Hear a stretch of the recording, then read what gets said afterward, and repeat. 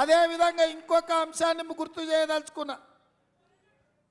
2021 July 7 నాడు PCC అధ్యక్షుడిగా నేను ప్రమాణ స్వీకారం చేస్తే జూలై 9 నాడు శాసనసభ నియోజకవర్గాల సీరియల్లో ఉన్న 9వ నియోజకవర్గం నిర్మల్లో మోడీ కేసీఆర్ కలిసి పెంచిన ధరలకు వ్యతిరేకంగా నిత్యావసర వస్తువుల ధరలు ఆకాశాన్ని అండుతుంటే మండుతుంటే మొట్టమొదటి కార్యక్రమం ఈ నిర్మల్ గడ్డ మీదనే తీసుకున్నా.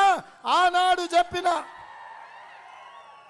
ఈనాడు మళ్ళీ చెప్తున్నా, నా కొడంగల్ శాసనసభ నియోజకవర్గాన్ని ఏ విధంగా రేపటి ఇందిరమ్మ రాజ్యంలో కాంగ్రెస్ ప్రభుత్వంలో అభివృద్ధి పదం వైపు నడిపిస్తానో నిర్మల్ శాసనసభ నియోజకవర్గాన్ని అదే స్థాయిలో అభివృద్ధి పదం వైపు నడిపిస్తా అని ఈరోజు నేను మిత్రులకు చెప్తున్నా.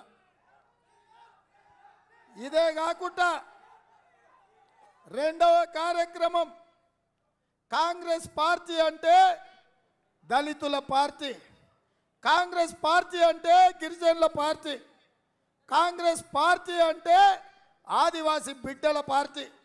అందుకే పిసిసి అధ్యక్షుడిగా నేను బాధ్యత తీసుకున్నాక మొట్టమొదటి కార్యక్రమాన్ని దళిత గిరిజన దండోరా పేరు మీద ఇంద్రవల్లి గడ్డ మీద ఆదిలాబాద్ బిడ్డల అండగా మళ్ళీ కార్యక్రమం తీసుకున్నా. ఆ కార్యక్రమంలో లక్షలాది మంది నలుమూలల నుంచి చీమల బారులై ఇంద్రవెల్లిని చుట్టుముట్టి కేసీఆర్ ప్రభుత్వాన్ని బొంద పెట్టడానికి అండగా నిలబడ్డారు.